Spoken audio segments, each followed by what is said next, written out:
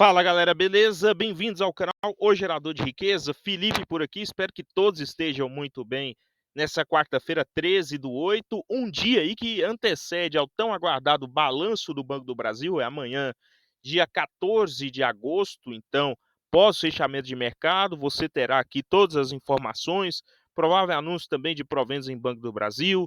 Na quinta-feira, né, na sexta-feira, aliás, dia 15, nós podemos ter um dos pregões também mais aguardados de Banco do Brasil em relação a esse ano e aos últimos anos também. Então, esteja preparado para todos os cenários, inclusive o cenário de 0 a 0, tá? Então, nós vamos falar sobre essas possibilidades logo adiante.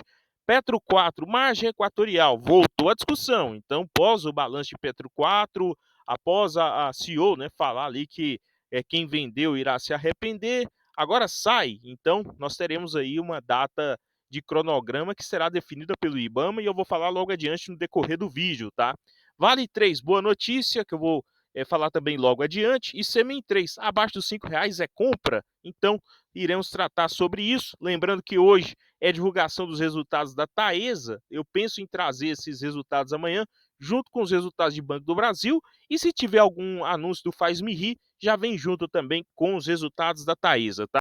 Então, pessoal, hoje vamos dar destaque aqui para o pregão. O primeiro deles de destaque é a Semin 3, uns 4,90. Último, né, a mínima aí, última mínima da Semin 3 nas últimas 52 semanas foi nos 4,60, vai se aproximando, tá? Banco do Brasil também aí nos 19, dois, três pregões seguidos aí de leve alta para quem sabe nos dá a melhor oportunidade dos últimos anos em Banco do Brasil, ou não, né? Então, nós vamos falar sobre isso logo adiante. Caixa Seguridade, 13,81, só foi anunciado dividendos, o papel não para aí de ter leves altas, né? Chegou a ter uma porradinha recente, mas não avançou acima dos 14 ainda. Taesa, hoje caía 1,16, mercado espera um resultado não muito positivo em Taesa. Amanhã trarei aqui um vídeo, tá? Exclusivo também com os resultados de Banco do Brasil. E em Brasil, pós-balanço, 39,21, 1,78 de queda hoje. Em Brasil tem ficado muito nesse 0 a 0, né? Aí acima dos 40, vem abaixo dos 40. Para mim, ali nos 37, 36, volta a aportar. Por quê? Porque hoje nós temos outras boas escolhas, boas expectativas em outros papéis, inclusive com dividendos até superiores e até mesmo aí com periodicidade maior, é o caso da própria Caixa Seguridade aí, tá? Petrobras, Petro 4, 30,57, 0,75 de queda. Foi falado, né, se eu não me engano foi ontem, que a oferta de petróleo deve ficar acima do que era esperado antes, mas nós vamos acompanhando isso de perto. BB Seguros, 34,99, a primeira queda pós-balanço. Então, amanhã é a Datacom de BB Seguros. Nós teremos também essa questão de BB Seguros pós-dividendos, que pode ser, né, aí, um cenário de muitas oportunidades também, tá? Banco do Brasil, vamos já falar de Banco do Brasil, pessoal, 19,28. A questão, né, hoje foi anunciado oficialmente, eu tinha falado aqui ontem que isso pode fazer preço no médio prazo, que é a questão, né, que BNDES e Banco do Brasil vão operar empréstimos para exportadoras para atenuar tarifaço, tá? Então, aí no curto e médio prazo vão ter essa carta de crédito 30 bilhões. A grande questão aqui, pessoal, é o seguinte: a grande questão é você ter depois um aumento maior ainda, né, que nós já teremos nesse ano na inadimplência de Banco do Brasil. Isso já aconteceu em períodos passados, tá? Então, até porque você tem aí fatores positivos, que é ali num primeiro momento mais crédito concedido, porém, né, nesse mesmo fator, você pode ter uma inadimplência, né, para quem está ali recebendo crédito, não pagamento das parcelas e joga a inadimplência do banco lá em cima, que já deve vir alta para esse ano. Mas vamos acompanhar, não foi ainda lançado aqui como que será a estratégia, quais os tamanhos das empresas em específicos, nós vamos atualizando aqui. Antes, pessoal, de continuar, eu quero trazer uma novidade aqui para vocês, investidores, é a W Wealth Gestão, tá? Gestão familiar, não importa aí o tamanho do seu patrimônio ou a jornada que você esteja, tá? A Wealth ela tem o foco aqui em uma consultoria de gestão familiar muito positiva, tá, o foco para você que busca uma gestão financeira de maneira qualificada, profissional, independentemente do tamanho do seu patrimônio, ou para você que queira ir passar um pente fino nas suas finanças, ou busca também uma alocação, de qualidade, tá, aí do seu portfólio com a ajuda de profissionais aptos, né, e no foco na construção de patrimônio ou renda, aqui está, tá. Então aqui uma parceria com o canal, aqui vai estar também o QR Code para você entrar em contato. Gostei dos preços, para mim bem, atrativo, tá, inclusive, admiro aí a questão de você ter bons profissionais no mercado, não só profissionais aí que queira muitas vezes passar o investidor para trás. Então entre em contato se você tiver interesse, essa é a nova parceria aqui com o canal. Dando seguimento com o Banco do Brasil, a questão que chamou a atenção também, aluguel de ações, né? Você vê aqui a barra quantidade alugada, muito, né, muito acima em relação à média histórica, né, aí dos últimos meses, eu não vou nem falar dos últimos anos, mas dos últimos meses. Então estão apostando muito, né, mais de 347.000 ações alugadas, estão apostando bastante nessa queda de Banco do Brasil, tá. Então aqui é um dos teores para prestar atenção, que pode fazer preço aí também, tá. Caso, o papel, né, fique ali no zero a zero, pode ser também uma questão de que o mercado ele, estou falando do dia 15, o mercado ele viu ali que o pior já passou, tá. Mas, como não podemos prever o futuro, o que que é importante o investidor ter em mente? Tem caixa para todos os cenários. Amanhã teremos aqui a leitura do balanço, olhar todos os fatores importantes, tá, relevantes, e eu penso em novos aportes no dia 15, até mesmo em um cenário aí de zero a zero ou algo do tipo, com aportes mais constantes também, tá. Então pessoal, virando um pouco a chave, deixando o Banco do Brasil um pouco para trás, Petrobras 30,57, 0,75, o mercado está aí com uma pulga atrás da orelha em relação aos dividendos da Petrobras, a CEO diz que quem vendeu recentemente irá aí se arrepender. Só que ela não fala que quem vendeu foi investidor gringo, tá? Boa parte das vendas ocorreram de investidor gringo. O investidor gringo ele é interessante, né? O que, que ele gosta, por exemplo, em Petrobras? Ele gosta de dividendos, tá? Você pode fazer de tudo com a empresa, só não tira dividendos. Essa é a opinião deles. Eles não ligam se vai estar o governo mais à esquerda, centro ou direita, tendo dividendo nas estatais, eles estão ali junto, tá?